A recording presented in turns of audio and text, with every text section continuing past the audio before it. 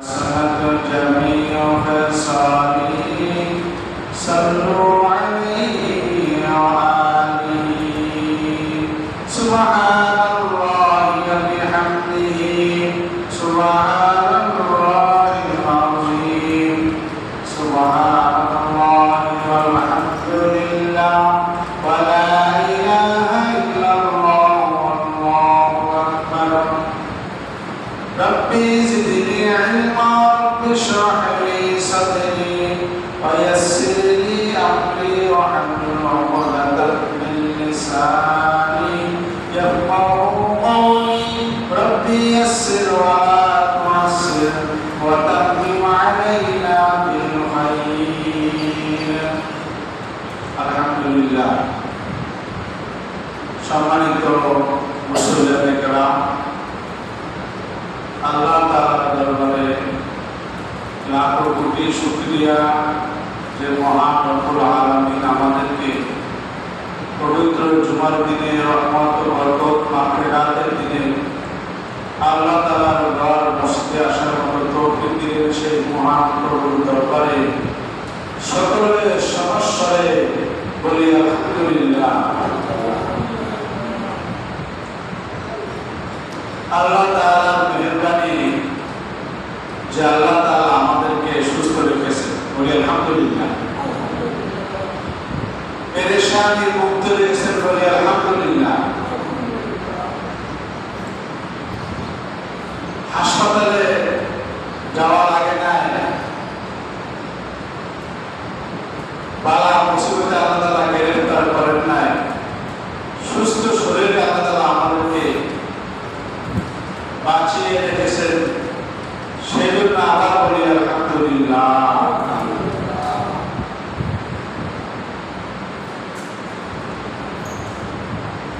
দুনিয়ার মধ্যে সর্বপ্রথম ঘর হইল কাবা ঘর।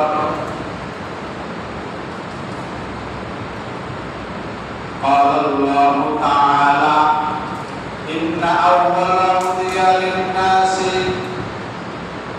للذي ببكة مباركا وهدى للعالمين إن أول بيت প্রথম ঘর হলো দুনিয়ার মধ্যে হুদিয়া লিন্নাস, মানুষের জন্য যে ঘর বানানো হইল লাল্লাযী বিবাক্কাতা মুবারাকা, যে ঘরের নাম হলো মক্কা, মক্কা শরীফের আলাপ নাম হলো পাক্কা। কোরআনে কারিমের মধ্যে লিখেছেন পাক্কা, লাল্লাযী বিবাক্কাতা মুবারাকা ওয়া হুদাল লিল আলামিন। আর এই ঘরকে আল্লাহ বলে আমি বানিয়েছি পৃথিবীবাসীর জন্য হেদায়েত স্বরূপ।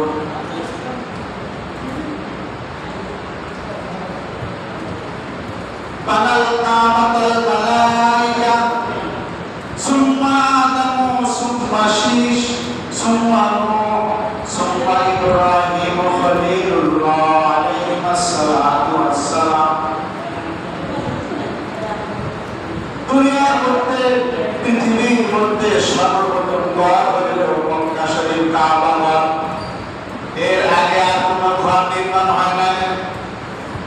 আল্লাহ তাআলা আদম নবীকে দুনিয়াতে পাঠানোর পরে বললেন, হে আদম, তুমি প্রথম একটা ঘর বানাও, তোমার থাকার জন্য না, পুরা মানুষের হেদায়েতের জন্য, সকল মানুষের জিন ও ইনসানের ইবাদতগাহের জন্য একটি ঘর নির্মাণ করো। আদম আলাইহিস সালাতু ওয়াস সালাম প্রথম ঘর কাবা শরীফ নির্মাণ করলেন। এরপরে তার সন্তান শীশ আলাইহিস সালাতু ওয়াস সালাম পুনরায় ঘর কাবা ঘর নির্মাণ করলেন। এরপরে নূহ আলাইহিস সালাতু ওয়াস সালাম পুনরায় কাবা ঘর নির্মাণ করলেন। নূহ নবীর প্লাবনের সময় কাবা ঘরের চিহ্ন দুনিয়ার বুক থেকে মুছে যায়, মিটে যায়। কাবার চিহ্ন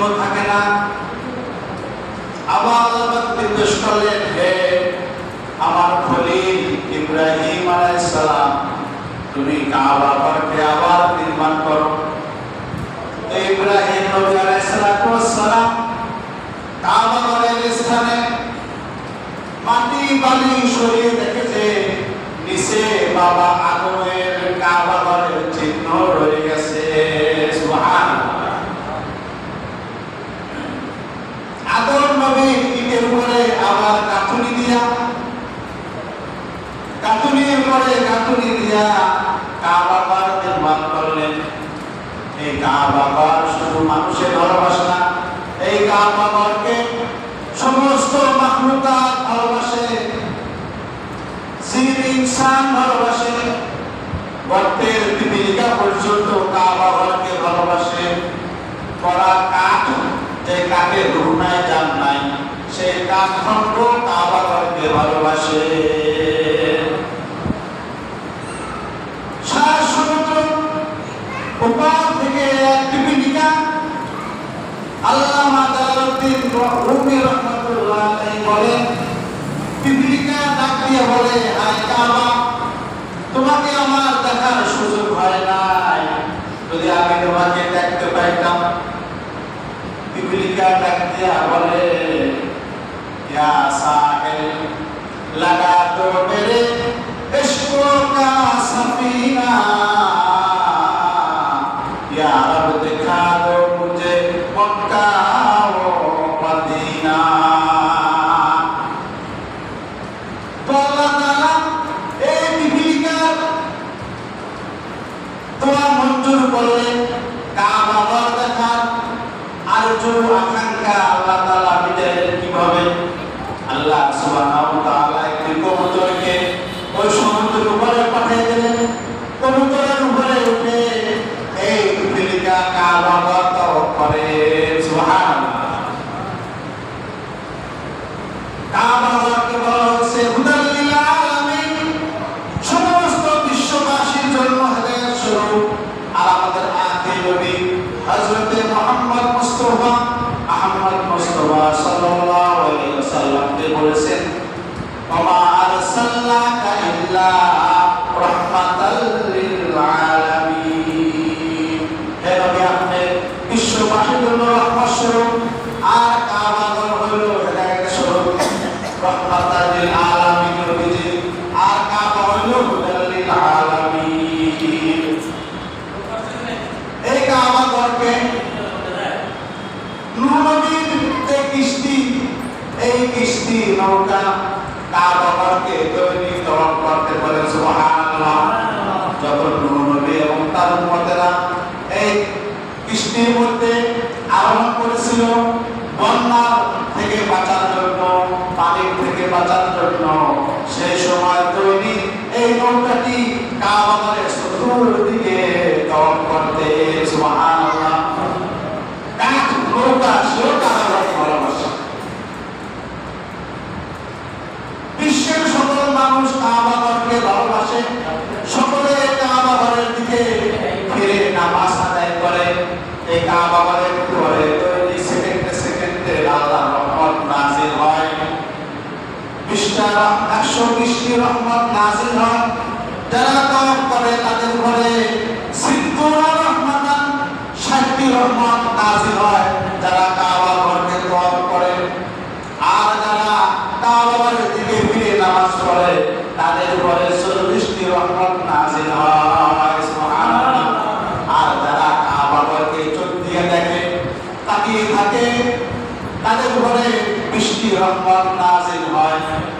এই জন্য কাবা ঘরকে চোখ দিয়ে দেখলে সওয়াব, কোরআন শরীফকে চোখ দিয়ে দেখলে সওয়াব, পড়ার আগে সওয়াব, শুধু তাকিয়ে তাকিয়ে দেখবে আর তার আমলনামায় সওয়াব লেখা হইতে থাকবে।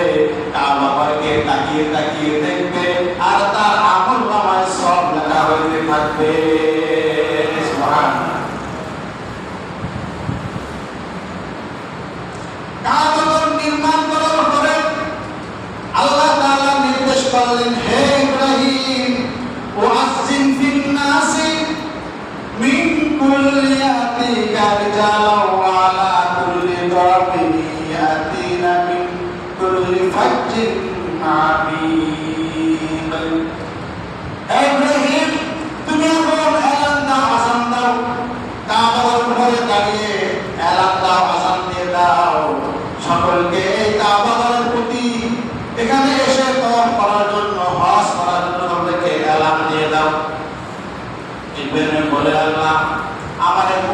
কণ্ঠ, আমার এই গলার আওয়াজ কতটুকু পৌঁছবে, সারা বিশ্ববাসী কিভাবে পৌঁছাবো?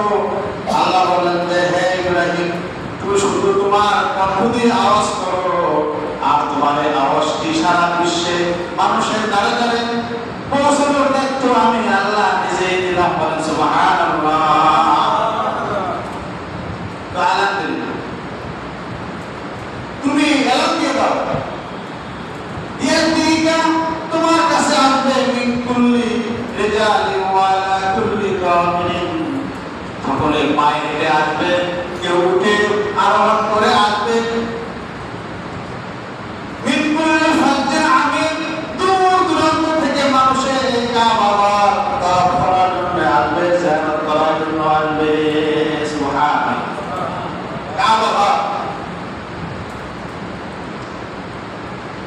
কাবা নির্মাণ করার পরে কিছু পালও মাটু বেঁচে গিয়েছিল, অতিরিক্ত হয়ে গেছে।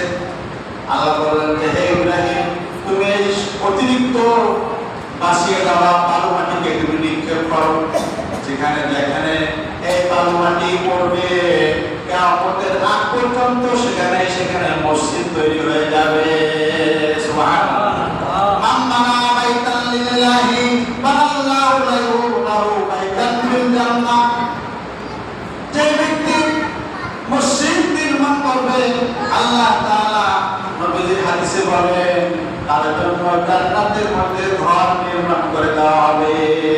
সগীরান আও কাবীরান, ছোট হোক বড় হোক, 1 টাকা হোক 2 টাকা হোক আর 1 লক্ষ 5 লক্ষ টাকা হোক, যেভাবে মসজিদের সঙ্গে শরীক হবে তার জন্য আল্লাহ সুবহানাহু ওয়া তাআলা জান্নাতে ঘর তৈরি করে দিবেন। বাদশা হারুন রশিদ এলান করলেন যে আমি নিজে একটা মসজিদ তৈরি করব, এখানে কারো দান অনুদান নেওয়া হবে না, কেউ 1 পয়সা এখানে শরীক হবে না। মসজিদ নির্মাণ হয়ে গেছে, মসজিদ উদ্বোধন করা হয়ে গেল। বাদশা হারুন রশিদ ঘুমিয়ে স্বপ্নে দেখলেন যে জান্নাতে তার জন্য ঘর নির্মাণ করা হয়ে গেছে। সুবহানাল্লাহ। তো দেখে যে এক কালারের এক ডিজাইনের 2টি ঘর। তো বাদশা হারুন রশিদ তার নিজের ঘরের সামনে নেমপ্লেট তার নাম লেখা আছে, যেটা বাদশা হারুন রশিদের ঘর। সেখানে তিনি প্রবেশ করলেন, দেখলেন ঘরটা ঘুরে ঘুরে দেখলেন, দেখে বের হয়ে গেলেন সামনে আরেকটা হলো এরকমই ঘর। তো ওই ঘরে এটা তো আমারই ঘর। ঢুকবেন, ফেরেশতারা বলে এই সাবধান, এই ঘরটা আপনার না, এই ঘরটা এই ঘরে যার ঘর তার উপরে নাম লেখা আছে, ঘরের উপরে নাম লেখা আছে। তো ঘরের উপরে নাম কি? একজন মিস্ত্রির নাম। তো ঘুম ভেঙে যাওয়ার পরে বাদশা হারুন রশিদ সকল মিস্ত্রিদেরকে ডাক দিয়ে বললেন, আমার মিস্ত্রিরা আমি মসজিদ বানাইলাম, কিন্তু কেউ কি তোমাদের মধ্যে এই নামে মুসা নামে কোন লোক আছে? বা আমি আছি। তো তুমি কি কাজ করেছো আমার মসজিদের সাথে? যে আমার একটি ঘর কামটাতে আর তার সাথে তোমার একটি ঘর বাবু জান্নাতে আমি রেখে আসলাম, তুমি কি কাজ করেছো বলো? তো জোগালিয়া বলে যে হুজুর, আপনি আলাপ করছেন আপনার মসজিদের টাকা পয়সা কিছুই নেবেন না, আমি রাতের অন্ধকারে আমার বাড়িতে আপনার এই পাথরের মতো হুবহু পাথর আমার বাড়িতেও আছে, আমি রাতের অন্ধকারে কয়েকখানা পাথর এনে আপনার মসজিদের পাথরের সাথে আমি মিলাই দিয়েছি। সুবহানাল্লাহ। আসো আসো, আমার বুকে আসো, তোমার এই ছোট্ট কাজের উসিলায় আল্লাহ তাআলা তোমার নামে একটি জান্নাতের ঘর নির্ধারণ করে দিয়েছে। সুবহানাল্লাহ। এই কাবা ঘর নবীজি হাদিসে আরো বলেন, যখন মানুষ দুনিয়া থেকে বিদায় নিয়ে কবরে শুয়ে যায় তখন সকলকে ক্যাবলামুখী হয়ে শোয়ানো হয়, ঠিক না বেটি? মাথাটা ক্যাবলা দিকে একটু কাট করে দেওয়া হয়। নবীজি বলেন, যার অন্তর কাবার প্রেমিক, তার কবরটা জান্নাতের বাগিচা হয়ে যায়, কবরের মধ্যে রহমত নাজিল হইতে থাকে, তার কবরে আর আযাব হয় না। আর যে কাবার প্রেমিক না, মসজিদ মুখী না, যে নামাজ পড়ে কখনো মসজিদের মধ্যে সেজদা দেয় না, তার চেহারা কাবার দিকে থাকলেও ফেরেশতারা তার চেহারা ঘুরাইয়া পূর্ব দিকে করে দেয়, কাবা থেকে চেহারা ঘুরাই দেয়। আর তার কবরে আযাব শুরু হয়ে যায়।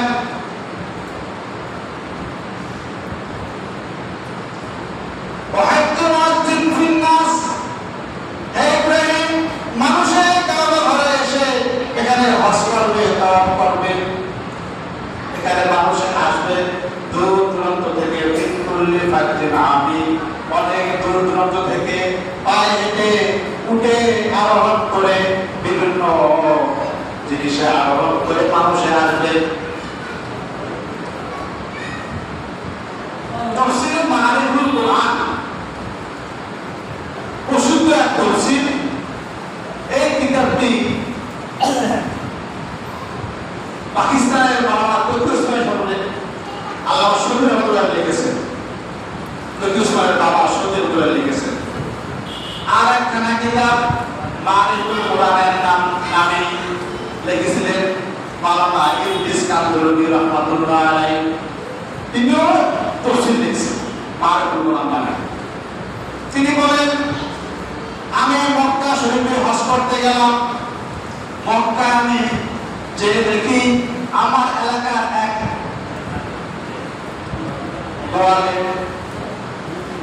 গোয়াল যে দুধ দোয়ায়, এই গোয়াল শরীফে মক্কা শরীফে এরকম আরবের পোশাক পরে মাথায় চাকরি দিয়ে গোয়াল দিয়ে বসে রয়েছে।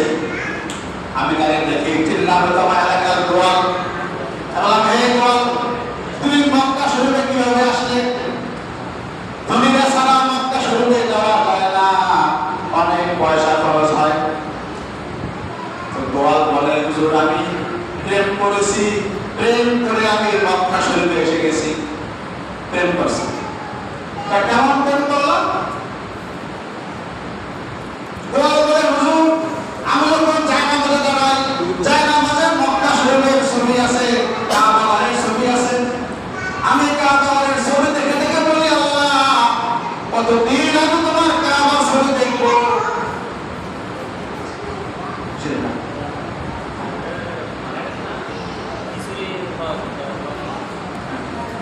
কতদিন আমি তোমার ছবি দেখে দেখে আমার অন্তরের ব্যথা কান্না মিটাবো, তুমি কবে আমাকে আসল কাবায় নিয়ে যাবে?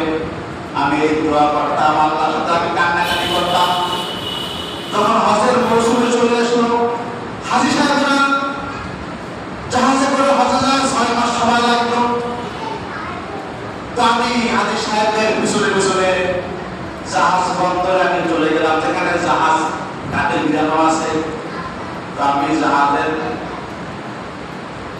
ঘাটে আমি দাঁড়িয়ে দাঁড়িয়ে দেখতেছি হাজী সাহেবরা লাইন দিয়ে উঠতেছে, আর কুলিরা, জাহাজের কুলিরা মালগুলি কাঠটিগুলি ধরে ধরে জাহাজে তুলতেছে। হঠাৎ এক কুলি সে উপর থেকে নিচে পড়ে গিয়ে তার পাও ব্যথা হয়েছে, সে আর কাঠটি উঠাইতে পারে না। তাই যে বললাম, যে ভাই তুমি প্রবেশ করো, আমি তোমার কাজটা করে দেই, কাঠটিগুলো আমি জাহাজে তুলে দেই, আর তোমার এই গায়ের ভলান্টিয়ারের পোশাকটা আমাকে দাও। পোশাক থাকে না, দেখেন না, পুরুষের এক পোশাক, বিয়ের এক পোশাক, আর্মির এক পোশাক, আনসারের আর এক পোশাক, এই যারা কাজ করে এদের আর এক থাকে, লেবারের এক পোশাক আলাদা থাকে। তাহলে লেবারের পোশাকটা তুমি আমাকে দিয়ে দাও, তুমি বসে বেশ করো, আমি কাজ করি, কাঠটি উঠি আমি তুলি, আর বেতনটা তুমি নিয়ে নেও, আমার বেতন লাগবে না। ঠিক আছে, একটু সহকারী পাইলাম। বলে, আমি একটু উপরে উঠি, নিচে নামি, কাঠটি উঠায় আমার নিচে নামি উপরে উঠি, উঠাইতে উঠাইতে জাহাজ ছাড়ার সময় হয়ে গেল। আমি পোশাকটা খুলে লেবারকে বললাম, ভাই আমাকে একটু জাহাজে থাকার সুযোগ করে দাও, অনেকে তো বাদাম বিক্রি করে, অনেক কিছু মাল বিক্রি করে, যার থেকে যায়। আমিও একটু বাহানা করে থাকতে চাই, আমার একটু জানা দাও, ঠিক আছে তুমি আসো, সেও ঢুকে থাকো, টেবিলের পাশে ঢুকে থাকো। জাহাজ তাই মনে বললাম সমুদ্রের মাঝখানে গেলে আমাকে তোমার নদীতে ফেলে দেবে না, অবশ্যই আমাকে জাহাজেই রাখবে। এই বাহানা করে আমি জাহাজে থেকে গেলাম। অনেকদিন পর জেদ্দা বন্দরে জাহাজ যখন ফিরল, এলান হইতেছে হাজী সাহেবরা আপনারা লাইন দিয়ে যার যার কাগজ দেখাই আপনারা বের হন। ওই যে জেদ্দার ঘাট দেখা যায়। গোয়াল বলে আমার আর রুমে পানি নাই, আমি কিভাবে এখন নামবো? ওখানে তো কাগজ চেক করবে, এই বিশেষ চেক করবে। গোয়াল বলে আমি বিসমিল্লাহির রহমানির রহিম বলে আমি জেদ্দা বন্দরের জাহাজ থেকে নদীতে আমি ঝাঁপ দিয়ে পড়লাম। এটা আমি ধরা না খাই, ঝাঁপ দিয়ে পরে আমি সাঁতার কেটে কেটে অনেক দূর ঘুরে আমি পাড়ে উঠলাম। এখন রাতের অপেক্ষা করতেছি, রাত্র হয়ে গেল। সন্ধ্যার সময় আমি নদীর পাড় থেকে আস্তে আস্তে এলাকার দিকে ঢোকা শুরু করলাম। আমি হাঁটতেছি রাতের অন্ধকারে এক বাড়ির পাশ দিয়ে আমি যাইতেছি। দেখি যে বাড়ির ভিতরে একটি বাচ্চা অনেক জোরে জোরে কান্না করতেছে, আর ঘরের সবাই পেরেশান। এই বাচ্চারে নিয়ে রাত্রে যদি বাচ্চা কান্নানি করে, কারণ ঘুমাতে পারে আর ঘুমাতে পারে না, সবাই পেরেশান। গরু আছে, দুধ আছে, কিন্তু ধরানের মতো কেউ নাই। আর ওই বাচ্চার মায়ের ভিতরে গোস হয়ে গেছে, এখন দুধ পায় না বলে বাচ্চা অনেক কান্নাকাটি করে। গোয়াল বলে আমি দৃশ্য দেখে আমি ঘরের ভিতরে সালাম দিয়ে ঢুকলাম। আমার বাসা তারা বোঝে না, আমি তাদের বাসা বুঝি না। আমি ইশারা করলাম যে আমি দুধ দোয়াইতে পারি, ইশারায় বললাম। তারা খুশি হইল, তারা একটা পাখি এনে দিল। বললাম না পাখি না, গরুর যা অবস্থা, অনেক দুধ আছে, বালতি আনো। আমি তো গোয়াল, দুধের কাজ করি আমি, আমার তো অভিজ্ঞতা আছে, দুধকে আমি দোয়াইতে পারি। আমি পিছনের দুই পা ভালো করে বেঁধে আমি দুধ দোয়া শুরু করলাম। এক বালতি দুধ হইল, বাচ্চাদের খাওয়াইল, তারা সবাই খাইল, অনেক খুশি হয়ে গেল। তাই বললাম যে ভাই আমাকে মক্কার রাস্তা কোনটা দেখাই দিলে আমি মক্কা শরীফে যাবো। তাহলে ভালো, মক্কাকে যাওয়া তো সোজা, তোমার তো দেখে গ্রেফতার করবে, তোমার কাগজ করি, তো আমার কাছে কিছু নাই। তো ঠিক আছে, তোমার আইন মক্কাকে যেতে তুমি আগে আমার দুধ তার দোয়াই করো, আর দুধ দোয়াও, তুমি এখানে থাকো।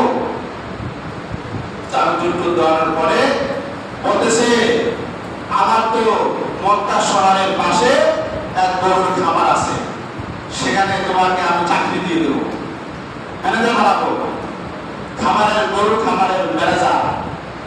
তো আমি এতদিন থাকবো না, এই এলাকায় হসপিটাল চলে যাবো। না, তোমার একা থাকলা লাগবে না, তোমার বিয়ে বাচ্চাদেরকে আমি আনবো, তোমার মাতা পিতাকে আমি নিজ খরচে এখানে মক্কা শরীফে আনবো। তো এই মালিকের পরবর্তী জাহাজে সবাইকে একটু মিশে দিয়ে আসা, সবাইকে মক্কা শরীফে নিয়ে আসা। তো এই হলো আমার ইতিহাস। আমি এখন হজ করতে আসছি, গায়ে লম্বা জামা, মাথায় একটা বড় রুমাল, উপরে একটা কালা চাকরি না আরো বাজে দেয়। শুধু হুজুর আমি এখানে, আমার ওই বাচ্চারা এখন মক্কা শরীফে, আমার দুটা বাচ্চারা মক্কায়, আমি এখন আরবি, আমি আরবের এই মক্কা শরীফে আমি এখন চাকরি করি, গরুর খামারের আমি এখন ম্যানেজার। ইয়া সাহেল लगा दो मेरे इश्क़ों का सफीना, या रब दिखा दो मुझे मक्का और मदीना। যারা মক্কা শরীফে আসে, আমরা অনেকে দোয়া করি, আল্লাহ জীবনে একবার হলো আমাদের মক্কা মদিনায় নিয়ে যাও। এই ঠিকঠাক কথা বলা, ঠিকঠাক কারণ আমাদের অন্তরে প্রেম আছে, মদিনার প্রেম আর এই কাবার প্রেম, এই জন্য আমরা মক্কা শরীফে যাইতে চাই। আর আমাদের অন্তরে মদিনার প্রেম নাই, কাবার প্রেম নাই, নবী বলেন সে মুসলমানই না, তার কোনো বন্দেগী কবুল করে না। যার অন্তরে মদিনার প্রেম হবে না, কাবার ওই কালো ঘরের প্রেম যাদের অন্তরে নাই, সে নামে মুসলমান ঠিকই, কিন্তু আসলে সে মুসলমান না। আসলে সে মুসলমান না, কারণ এই কালো ঘরের কাবা ঘরের প্রেমিক শুধু মানুষই না, পিপিলিকার প্রেমিক ছিল, মরাক্কা এই কাবা ঘরের প্রেমিক ছিল, শুধু সকল মানুষ এই কাবা ঘরের প্রেমিক ছিল। আব্রাহা বাদশাহ কাবা ঘরকে ভাঙতে যখন আসলো, কাবা ঘর ভাঙতে পারল না।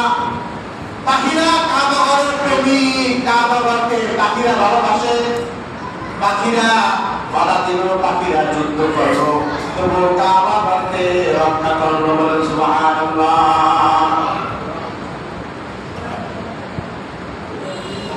ইব্রাহিম নবী কাবা ঘর নির্মাণ করার পরে আল্লাহর কাছে কয়েকটি দোয়া করলেন।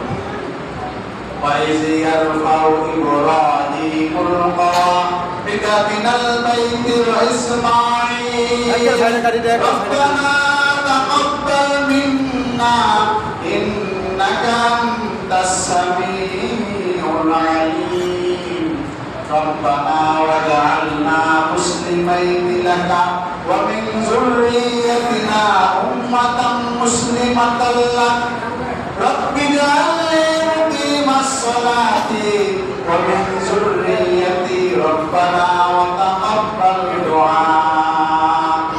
ইব্রাহিম নবী কাবা ঘর নির্মাণ করার পরে আল্লাহ তাআলা দরবারে দোয়া করেন, وَإِذْ يَرْفَعُ إِبْرَاهِيمُ الْقَوَاعِدَ مِنَ الْبَيْتِ وَإِسْمَاعِيلُ, ইসমাঈলকে সাথে নিয়ে ইব্রাহিম নবী দোয়া করতেছেন,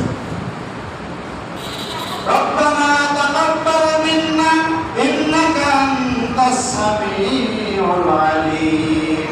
হে আল্লাহ, আমাদের এই কাজ আপনি কবুল করেন। আমরা যে কাবা ঘরকে নির্মাণ করলাম, মেরামত করলাম, আমার এই ছেলে ইসমাঈল দুজনে মিলে আমরা কাবা ঘর নির্মাণ করলাম, হে আল্লাহ আপনি কবুল করেন। আর দোয়া করেন, ربنا وجعلنا مسلمين لك, হে আল্লাহ আমাকে আমার ছেলে ইসমাঈলকে মুসলমান হিসেবে কবুল করে নেন। ومن ذريتنا, আর আমার যারা সন্তান হবে, আমার যারা বংশধর হবে, এদেরকেও আপনি মুসলমান হিসেবে কবুল করে নেন। উম্মাতাম মুসলিমাতান লাক ওয়া আরিনা মানাসিকানা ওয়া তুব আলাইনা ইন্নাকা আনতাত তাওয়াবুর রহিম। আর দোয়া করে, রব্বি জাআলনি মুকিমাস সালাতি ওয়া মিন যুররিয়াতি রব্বানা ওয়া তাকাব্বাল দুআ।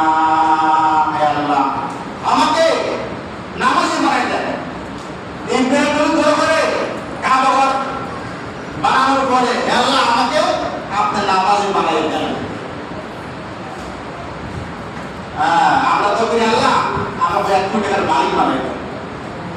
কথা রাখে আমার শুনতে তো পয়সা লাগে, আমরা এই দোয়া করি। নবীরে দোয়া করতে, আল্লাহ আমাকে আপনি মুসলমান হিসেবে কবুল করেন, আমাকে আপনি নামাজি বানায় দেন। রব্বি জাআলনি মুকিমাস সালাতি, নামাজ কায়েম করা আমাকে বানায় দেন।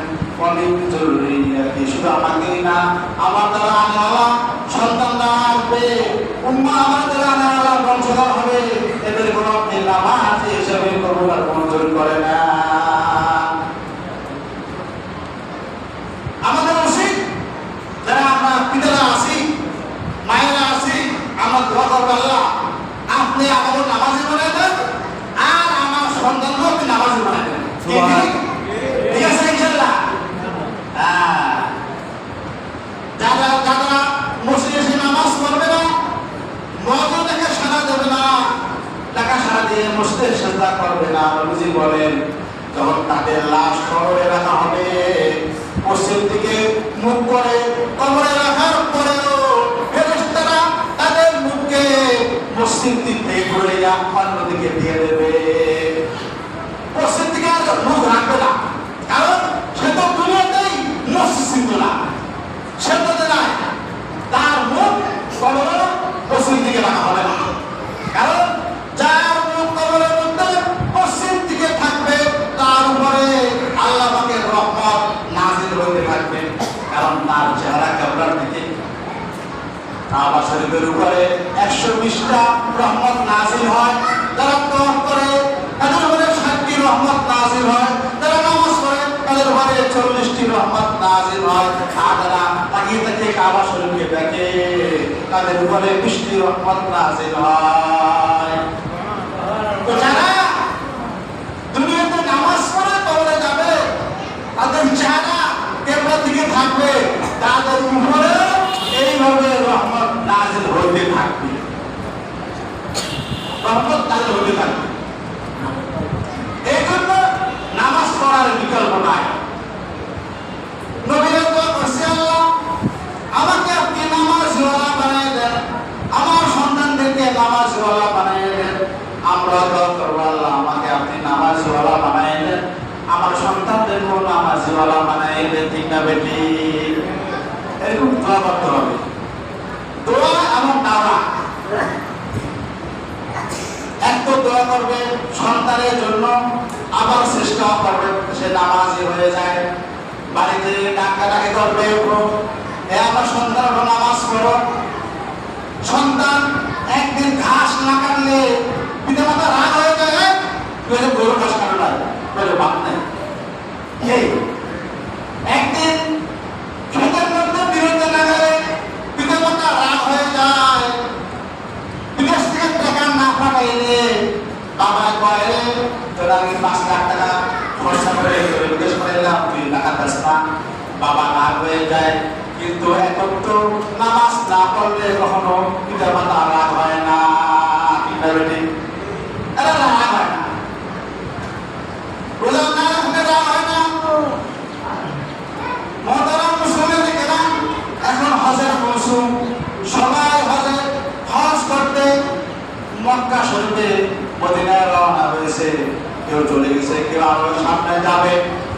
আমরা যাইতে পারলাম না, আমাদের ভাগ্যে হয় না। আল্লাহ তাআলা আমাদের জন্য, সকলের জন্য আল্লাহ হজ্জে মাবরুর কবুল করুন, আমিন। আল্লাহ তাআলা আমাদেরকে হজ্জে যাওয়ার তৌফিক দান করুন, আমিন। আমিনও পারা, কারণ কবুল হয়ে যায়। এমন বেকার লোক আমিনও পারা, ছোট হয়ে গেল, দেখা সময় লাগবে না, দরকার নেই। আমি তো মনে হয় যাবো না, কি আমি তো কোনো আমিও যাবো না, যাবো চাইবে না। এমনি করছে আমিও পারবে এখন আমার বেকার লোক প্রস্তুতি আল্লাহ তাআলা মিলে দিচ্ছে। আল্লাহ তুমি আমাদের সকলকে, নরনারী সবাইকে, ছোট বড় সবাইকে তুমি আমাদেরকে জীবনে একটিবারের জন্য হইল মক্কা মদিনায় যাওয়ার তৌফিক দান করুন, আমিন। এইরকম দোয়া করতে হবে। দোয়া গরিব মানুষ, সে এরকম দোয়া করতে করতে করতে তারা তাকে বিনা পয়সা মক্কা শরীফে নিয়ে গেছে। পয়সা থাকলে যে যাবো এটা না। অনেকের পয়সা আছে, হজে যাওয়ার তৌফিক হয় নাই, আছে না? আছে। অনেকে বলছে ভাই আপনি 1000 টাকা জমা দেন, 1000 টাকা জমা দেয়। অনেকে বলছি অনেকে হজ খরচ আছে, আমার এই বল নাই, টাকা জমা দেয়। আর অনেক গরিব আছে, কান্নাকাটি করে, আল্লাহ তুমি আমাকে কোন দিন মক্কা মদিনায় নিয়ে যাবা। আল্লাহর দরবারে কান্নাকাটি করে সে মুনাজাত করে। আর অনেকের তৌফিক আছে, তবুও সে মক্কা মদিনায় যাইতে রাজি না।